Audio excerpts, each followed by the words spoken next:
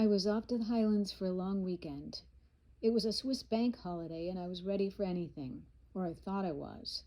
I love to fly, and it was only about an hour from Zurich to Edinburgh, and from there I'd be off to Inverness. This time was a solo ride for me, so I was a little nervous. I had booked a room at a hunting lodge hotel near a vast estate. I couldn't wait to hike the moors. I hoped Scotland had moors. As I sat on the plane munching away on my bag full of chocolate, I noticed a thundering voice from first class beyond the curtain. I had been lucky to get a seat in coach. I was roped in to the window seat, which wasn't a bad deal, but two people to jump over to go to the toilet was not my thing. The voice got louder and louder and boomed throughout the aircraft. Flight attendants swarmed back and forth as if they were searching for someone. I looked out the window, waiting for the plane to take off. Miss, miss. I looked over and one of the attendants was looking at me. Would you please come with me? I had no idea what was going on. I did my best to straddle my neighbor's legs, and into the aisle I went, following behind with my carry bag towards the front of the plane. She turned and stopped. There is a first-class passenger that insists you are to be seated near him. He said that you met at the airport. My eyes must have been bugging out of my head at that point. I decided listening would get me further than talking. I just nodded. This would either be the start of a fun weekend or I'd meet an ogre. Through the curtain we went, and I could hear the loud voice toned down a bit.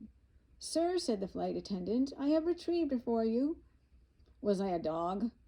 I looked from behind her, and there he sat. The strange guy I had spotted in the airport as I had passed the door to the VIP lounge. Long curly hair, bluer than blue eyes, and a look-at-me kind of smile, although his loud voice didn't match his stature.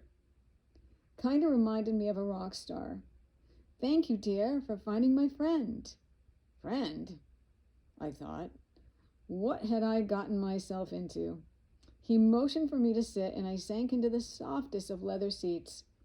How could I say no? Well, how are you today? He asked. I was tongue-tied for the first time in my life. The attendant took my bag from me and slipped a glass of champagne into my hand in one fell swoop. Wow, what was all this? He commenced jabbering away about anything and everything and made me laugh out loud. I was captivated. Oh, this was going to be fun.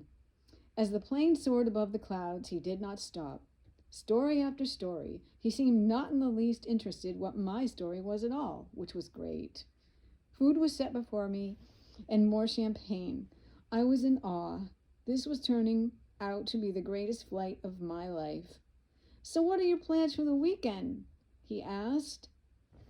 I spoke in a low voice, not my usual self. I was still overwhelmed by how clean he smelled. Just off to hike the moors in Scotland, I replied. He laughed out loud. There are no moors in Scotland, dear, but I have a castle that you're welcome to visit, and I'll take you on a hike. I have reservations at a hunting lodge hotel in Inverness, I replied. Oh, forget that. Just come and stay with me. I'm having a party this weekend, and you will have a ball. I looked around, wondering what to say or do. With nothing else to say, I asked where it was. About 10 miles out of Inverness. Well, that sounded reasonable, and with a castle full of guests, what could happen? I smiled and accepted his offer. He motioned to the flight attendant, who brought a phone, and I called and unbooked my reservations. Off the plane, we were met by a driver, and soon after I was seated in a vintage Rolls. Wow.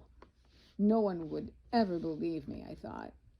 He seemed harmless, though quite kooky. He was dressed in 70s garb, a velvet blazer with bell-bottom jeans and a paisley shirt.